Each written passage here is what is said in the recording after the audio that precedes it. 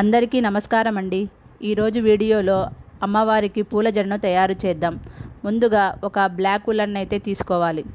ఇలా తీసుకున్న తర్వాత మన దగ్గర ఉన్న ఒక అట్ట ముక్కకు కానీ ఒక స్లేటుకు కానీ ఇలా 30 సార్లు చుట్టుకోవాలి. ఇలా చుట్టుకున్న తర్వాత ఈ మూడింటిని ఒక థ్రెడ్ సహాయంతో ఇలా నీట్గా టైట్గా కట్టుకోవాలి.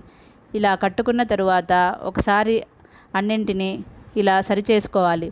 సరి చేసుకున్న తర్వాత చూడండి, ఇలా వీడియోలో చూపించే విధంగా మనం జడను ఎలా అల్లుకుంటామో అలా నీట్గా పైనుంచి కింది వరకు ఇలా నీట్గా అల్లుకోవాలి.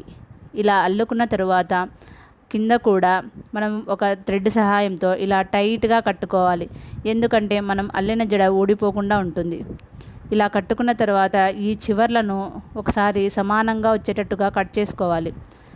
చూడండి, ఇలా కట్ చేసుకున్న తర్వాత మన దగ్గర ఏదైనా లేస్ కానీ స్టోన్ లేస్ కానీ మీ దగ్గర ఏ లేస్ ఉన్నా పర్వాలేదు, ఇలా పైనుంచి ఇలా కింది వరకు ఇలా చుట్టుకోవాలి. చూడండి, ఇలా నీట్గా జడ చుట్టూ ఇలా చుట్టుకుంటూ వెళ్ళడమే అండి. చూడండి, ఎంతో ఈజీగా చేసుకోవచ్చు. చూడండి, ఇలా చుట్టుకున్న తర్వాత మన దగ్గర ఉన్న పూలతో ఇలా జడని అలంకరించుకోవాలి. నా దగ్గర అయితే గులాబీలు ఉన్నాయి కాబట్టి నా గులాబీలతో నేను అలంకరించుకుంటున్నాను. మీ దగ్గర ఏవైనా ఏ ఫ్లవర్స్ ఉన్నా మీరు ఇలా జడకు పెట్టుకొని అలంకరించుకోవచ్చు.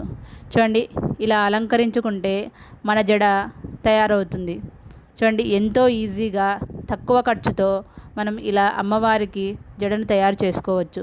చూడండి, ఇలా మన చేతులతో మనం అమ్మవారికి తయారు చేసుకొని అమ్మవారికి సమర్పిస్తే మనకు చాలా ఆనందంగా ఉంటుంది కదండి.